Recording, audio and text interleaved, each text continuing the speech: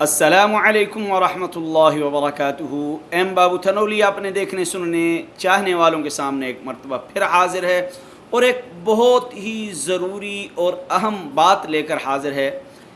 خدا را یہ قبیح عمل اپنی زندگی سے نکال دیں۔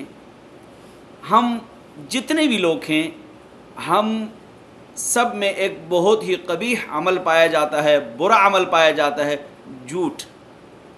مثلا ہم کہتے ہیں جی میں 10 سیکنڈ میں آیا، 10 منٹ میں آیا، 5 منٹ میں آیا، مذاقاً جھوٹ بولتے ہیں، ہنسی سے جھوٹ بولتے ہیں یا حقیقتاً جھوٹ بولتے ہیں، تو یہ قبیح عمل آپ کے تمام اعمال کو ضائع کرتا جا رہا ہے۔ جھوٹ مت بولیں۔